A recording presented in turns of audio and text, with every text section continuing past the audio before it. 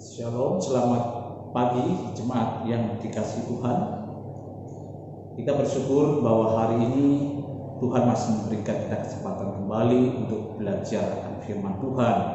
Oleh karena itu saudara, mari kita terlebih dahulu membuka Alkitab kita membuka Alkitab di dalam Injil Lukas pasal yang ke-19 ayat 1 sampai dengan yang ke-10. Tetapi saya tidak akan membacakan keseluruhan. Ada beberapa bagian yang akan saya bacakan di sini, terutama bagian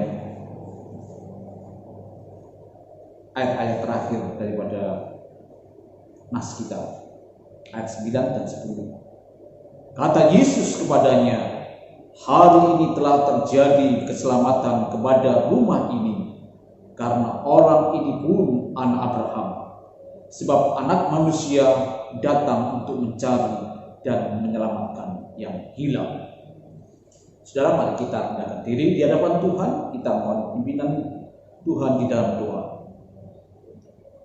Terima kasih Bapa yang di surga untuk waktu yang Kau berikan di pagi hari ini, di mana kami akan kembali belajar akan firman Allah.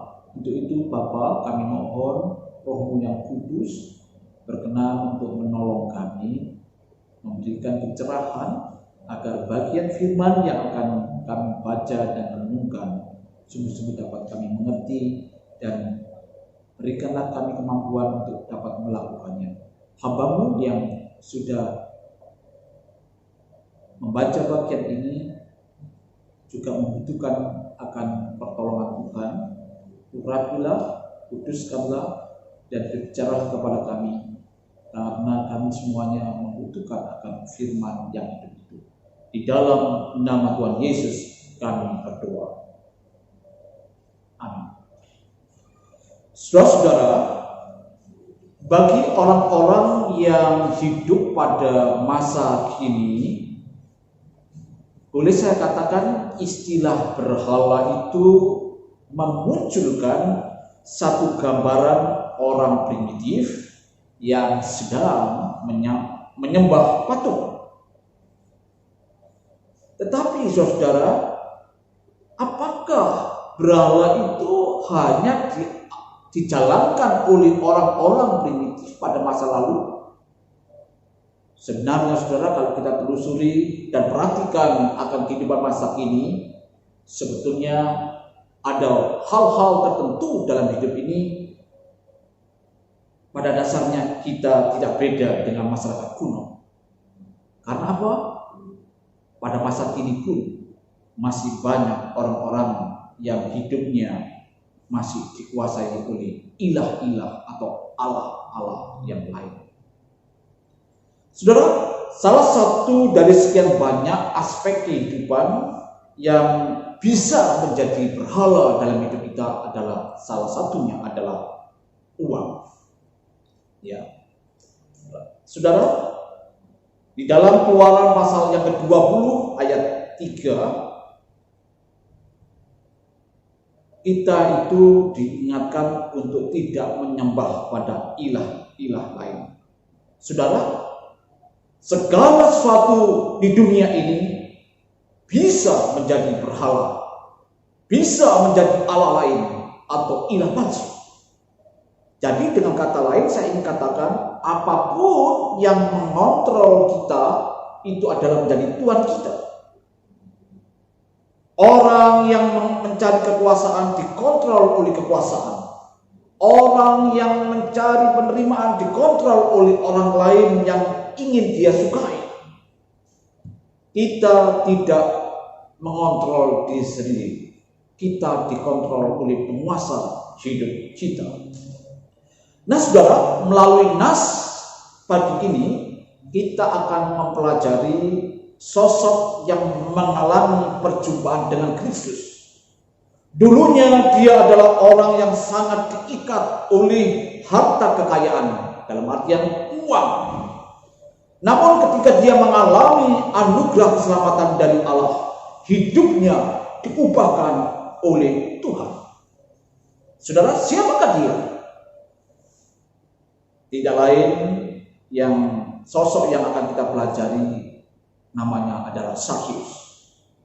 Saudara, Injil Lukas itu mencatat profesi daripada Sakyus yang adalah pemungut cukai. Nah, untuk memahami siapa dan apa yang dilakukan oleh Sakyus, ada baiknya kita coba memahami konteks waktu dan tempat pada masa itu. Saudara, Israel pada masa itu adalah bangsa yang dijajah dan sekaligus di bawah pengaturan militer Kekaisaran Romawi. Saudara, penjajah membebankan pajak besar pada setiap wilayah jajahan agar sebagian besar kekayaan wilayah itu bisa dipindahkan ke Roma dan seluruh warganya. Saudara, realitas seperti ini membuat masyarakat wilayah jajahan menjadi miskin dan terus tunduk. Nah, satu-satunya orang atau komunitas yang hidupnya mudah dan nyaman di Israel pada waktu itu adalah orang-orang Romawi dan kaki tangannya, yakni para pemungut cukai. Saudara, sistem pajak tergantung pada para pejabat yang ditugaskan untuk menagih pajak di setiap wilayah yang ditargetkan Kekaisaran Romawi. Saudara, semua orang membenci dan mengucilkan orang yang berprofesi sebagai pemungut cukai. Bahkan orang menyebut Sakyus sebagai orang berdosa. Ia dianggap sebagai pembelot orang-orang yang terbuang. Saudara, kalau kenyataannya demikian, mengapa masih ada orang yang mau bekerja sebagai pemungut cukai? Apa yang menggoda seorang sampai dia mau mengkhianati keluarga dan bangsanya sendiri? Jawabannya adalah apa, saudara? Uang. Saudara, upah yang ditawarkan pemerintah Romawi kepada pemungut cukai hampir pasti tidak bisa ditolak. Didukung oleh kekuatan militer yang begitu kuat, pemungut cukai diizinkan untuk menagih lebih daripada yang ditagihkan oleh pemerintah Roma kepada sesama orang Yahudi. Atau dalam bahasa kita itu, saudara, itu orang-orang yang pemungut cukai itu memeras saudara-saudara sebangsanya. Upah mereka sangat menarik. Dengan demikian, saudara, saya boleh katakan para pemungut cukai adalah orang yang paling kaya dalam masyarakat Yahudi, sekaligus mereka adalah orang yang sangat dibenci. Tetapi saudara, yang membuat kita makin antusias untuk menyelidiki sosok yang namanya Sakyus ini adalah bukan hanya dia pemungut cukai, tetapi apa, saudara? Dia adalah kepala pemungut cukai. Maka saya tidak heran, saudara, kalau Sakyus ada di kota Yeriko, sebuah kota tempat utama pajak. Jadi tidak mengherankan kalau Sakyus merupakan salah satu orang daripada komunitas pemungut cukai yang paling kaya atau paling tajir, gitu, saudara ya. Nah, namun sekaligus dibenci. Saya yakin, saudara-saudara, untuk menjadi kepala pemungut cukai, dia sudah mengorbankan segala sesuatunya untuk mendapatkan uang. Saudara, Rasul Paulus di dalam suratnya kepada jemaat di Kolose maupun di Efesus berkata bahwa keserakahan adalah salah satu bentuk berhala. Tuhan Yesus dalam Injil Lukas pasal 12 ayat 15 berkata, "Berjaga-jagalah dan waspadalah terhadap segala ketamakan, sebab walaupun seorang berlimpah-limpah hartanya, hidupnya tidak tergantung daripada kekayaan itu." Saudara, apa itu keserakahan? Bagi Tuhan Yesus, saudara, keserakahan itu bukan hanya sekedar cinta uang, tetapi terlalu khawatir tentang uang.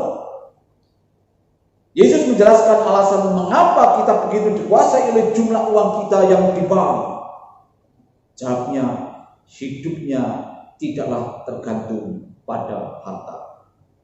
Tergantung pada harta yang saya maksudkan adalah saudara ditentukan oleh apa yang saudara miliki atau pikirkan. Istilah ini menggambarkan seseorang yang identitas pribadinya didasarkan pada uang.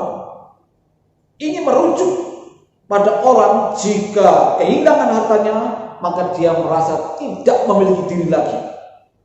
Karena nilai dirinya didasarkan pada nilai uangnya. Saudara, kalau kita mulai merenungkan, memikirkan tentang sosok ini, mungkin akan bisa muncul pertanyaan demikian. Kenapa sih Zakius ini kok begitu teganya berkhianat dan melukai begitu banyak orang? Kenapa dia ini bersedia rela dibenci oleh masyarakat dengan profesi yang dia sandang waktu itu? Kenapa dia begitu dibutakan oleh uang sehingga melakukan semua itu, hidup seperti itu? Saudara, dari contoh kisah Zakius di dalam Injil Lukas ini, kita bisa memetik satu pelajaran penting, saudara, yakni uang adalah salah satu daripada ilah palsu yang paling umum ada di muka bumi ini. Ketika uang menjadi ilah dan menyandera hati saudara, dia akan membutakan saudara terhadap apa yang sedang terjadi. Dia akan mengontrol saudara melalui kekhawatiran dan nafsu, dan saudara membuat saudara mengutamakan uang di atas segalanya. Saudara, Zakius ini adalah contoh orang di masa lalunya dia begitu dikuasai oleh uang. Namun saudara, anugerah Allah begitu limpah kepada orang ini. Saudara, kita perhatikan di dalam Lukas 19 ayat 3-7, kita tahu ukuran badan Zakius boleh dibilang tidak ideal kalau dibandingkan dengan masyarakat Yahudi pada umumnya. Orangnya pendek, dan dia sadar akan keterbatasan ukuran fisiknya. Namun itu bukan menjadi kendala bagi dia dalam kerinduannya untuk melihat siapakah Yesus itu. Sehingga saya boleh katakan, saudara, dia adalah orang yang cerdas, banyak akal. Itu dibuktikan dengan upaya giginya. Ia menyelinap di sela-sela orang banyak dan mencari lokasi ideal untuk melihat siapa Yesus. Saudara, Zakius melakukan hal yang mengejutkan, yakni apa, saudara? Dia memanjat pohon ara. Pagi ini saya ingin mengajak saudara memperhatikan kisah ini. Saudara, di dalam budaya tradisional yang dipentingkan itu bukan kebebasan, tetapi kehormatan atau martabat. Jika ada, saudara, orang dewasa memanjat pohon, pasti itu mengundang atau menimbulkan ejekan yang besar. Zakius sebagai kepala pungut cukai dan fisik yang pendek itu sudah dibenci masyarakat, pasti akan bertindak hati-hati agar kehormatan dan martabatnya masih bisa terjaga. Jadi mengapa dia melakukannya? Lukas memberitahu kita, ia berusaha untuk melihat orang apakah Yesus itu. Saudara, sepertinya Zakius ingin berinteraksi dengan Yesus. Berusaha melihat dengan cara naik pohon ara bisa berarti menunjukkan semacam tindakan yang nekat.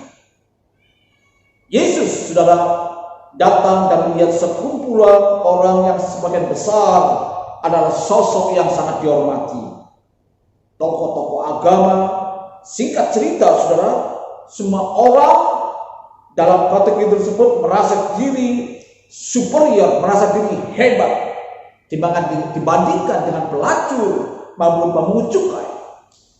Namun menariknya, saudara, Yesus datang bukan menemui mereka. Dia justru fokus kepada seorang pendosa yang paling besar di kerumunan itu. Zakius, kepala pemungut cukai itu, memiliki citra diri yang sangat buruk di mata masyarakat. Namun saudara-saudara, di tengah komunitas orang yang bermoral baik, Tuhan Yesus justru memilih orang ini, berbicara dengannya dan bahkan makan di rumahnya. Bukankah ini saudara merupakan satu anugerah yang sangat besar bagi Zakius? Awalnya Zakius cuma ingin melihat apakah Yesus, namun dia justru memperoleh rahmat yang begitu hebat. Dia disapa Yesus, nama diri disebut oleh Yesus. Dikatakan, Zakius, turunlah, sebab hari ini aku akan menumpang di rumahmu. Saudara, siapakah yang berinisiatif untuk menyapa? Bukan Zakius, tetapi Yesus. Saudara, peristiwa perjumpaan dengan Tuhan Yesus inilah yang akhirnya mengubah kehidupan Zakius. Tadi dikatakan bahwa Yesus berbicara dan makan bersama Zakius. Di dalam konteks budaya masa itu, saudara, kalau orang mengundang orang lain, maka bersama seseorang itu menunjukkan adanya hubungan persahabatan. Saudara, melihat peristiwa itu, semua orang tersinggung, tapi Yesus tidak peduli. Kalau boleh saya pakai dalam bahasa sederhana, Yesus seolah ingin berkata demikian, Zakius, aku tidak mau pergi ke rumah mereka, tapi rumahmu. Saudara, bukankah ini merupakan satu berkat yang demikian besar bagi Zakius? Ketika orang-orang lain menolak dia, orang yang dia ingin lihat ternyata menyapa dia. Ia menyambut Yesus di rumahnya dengan sukacita, bukan dengan keterpaksaan atau berat hati. Saudara, percakapan dua orang ini memberi petunjuk yang gamblang kepada kita. Zakius tidak menghampiri Yesus dengan kesombongan, tetapi dengan sikap rendah hati. Dia tidak berdiri dengan martabat dan kekayaannya, tetapi dia mengesampingkan kedudukan yang dipunyainya dalam hidup dan rela diacek demi bisa melihat Yesus. Akhirnya bukan Zakius yang meminta Yesus singgah dalam hidupnya, tapi Yesus yang minta kepada Zakius untuk singgah di rumahnya. Saudara, coba bayangkan momen ini. Ketika Yesus menyapa Zakius, andai kata saudara hidup dan hadir dalam peristiwa itu, bisa jadi saudara akan tersenyum simpul atau mungkin tertawa lebar. Yesus tahu kisah itu mungkin bisa menggelikan di hadapan orang banyak. Ini sangat berlawanan dengan segala sesuatu yang mereka ketahui tentang agama. Dan betapa mengejutkan peristiwa itu bagi orang pendek yang lagi nangkring di atas pohon ini. Saudara, ketika Zakius melihat Yesus memilih orang yang paling buruk di antara orang banyak itu, yaitu dirinya sendiri, untuk memiliki hubungan dengannya, saat itulah saudara, pemahaman rohaninya berubah. Meskipun saat itu dia belum memiliki pemahaman yang jelas dan sadar tentang semuanya itu, namun dia mulai menyadari bahwa keselamatan dari Allah itu melalui anugerah, bukan melalui pencapaian moral atau usaha. Sahabat Tuhan Yesus ini saudara mengejutkan itu direspon dengan sukacita. Saudara, mari kita lihat respon daripada Zakius. Zakius ingin mengikut Yesus dan dia langsung tahu kalau saat itu dia segera menanggapi tantangan kendala besar yakni masalah uang. Maka sebagai tekad hidup barunya, maka langkah yang diambil adalah membuat dua janji yang luar biasa. Yang pertama, dia berjanji memberi setengah dari pendapatannya kepada orang miskin. Saudara, satu jumlah yang nilainya lebih besar jika dibandingkan 1/10 yang diwajibkan oleh hukum Musa. Kenapa Sakyus membuat janji itu? Ini saudara, hatinya sudah tersentuh. Karena dia tahu keselamatan bukan melalui Taurat, tetapi melalui anugerah. Maka dia ingin melampauinya. Yang kedua, janji kedua Sakyus tidak lagi berkaitan dengan kemurahan hati dan belas kasihan, tetapi tentang keadilan. Dia sudah banyak mendapat uang dengan cara curang. Ada banyak orang yang telah dia tipu. Di dalam perjanjian lama, saudara, Imamat 5:16, bilangan 5 ayat 7 dikatakan, jika saudara mencuri sesuatu, Anda harus menggantinya beserta bunganya. Anda harus mengambilkan beserta bunga 20%. Namun Sakyus, saudara, ingin melakukan lebih dari itu. Dia mau mengembalikan 4 kalinya yang dia curi. Itu berarti bunganya menjadi 300%. Saudara, menanggapi janji kedua, Yesus berkata, hari ini telah terjadi keselamatan kepada rumah ini. Perhatikan saudara, Yesus tidak berkata, jika engkau hidup seperti ini, keselamatan akan terjadi kepada rumah ini. Tidak, saudara. Keselamatan itu telah terjadi. Keselamatan dari Allah tidak terjadi karena adanya perubahan hidup. Perubahan hidup terjadi sebagai tanggapan terhadap keselamatan yang telah ditawarkan sebagai pemberian yang cuma-cuma. Itulah alasan Sakyus memiliki hati dan hidup yang baru. Jika keselamatan merupakan sesuatu yang diperoleh melalui ketaatan terhadap aturan moral, maka pertanyaan Sakyus adalah berapa banyak yang harus kuberikan. Namun kedua janji yang dinyatakan Sakyus merupakan tanggapan terhadap anugerah yang juga diberikan secara limpah. Maka pertanyaan Sakyus adalah berapa banyak yang bisa aku berikan. Dia sadar ketika secara keuangan dia kaya, namun secara rohani dia sudah bangkrut. Yesus sudah memberikan kekayaan rohani yang melimpah secara cuma-cuma gratis kepada Sakyus. Dia yang tadinya menindas orang miskin telah menjadi pembela keadilan. Dia tadinya mengumpulkan kekayaan dengan mengorbankan orang lain di sekitarnya, telah menjadi pelayan orang lain dengan mengorbankan kekayaannya. Mengapa, saudara? Ini Yesus telah mengganti fungsi uang yang tadinya menjadi tanda kutip juru selamat Sakyus, dan sekarang telah kembali berfungsi normal sebagai sekedar uang. Uang sekarang menjadi sarana untuk berbuat baik, untuk melayani orang lain. Sekarang ketika identitas dan keamanannya berakar dalam Kristus, dia sadar bahwa uang yang dimilikinya sudah lebih dari yang dibutuhkan. Anugerah Allah telah mengubah sikapnya terhadap kekayaan. Saudara, perjumpaan dengan Kristus adalah peristiwa yang sangat penting di dalam kehidupan kita.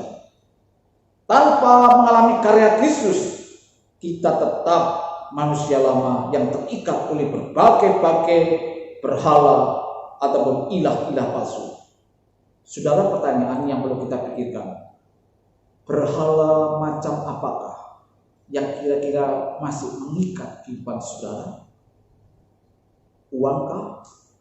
Kekuasaankah? Teknologikah? Saudara, segala sesuatu yang melampaui dan akhirnya malah menyetir atau mengendalikan hidup saudara, maka sebetulnya kita ini sudah punya Allah.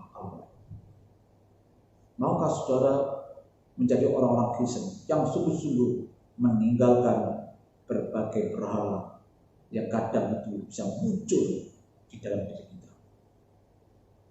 Mari kita berdoa.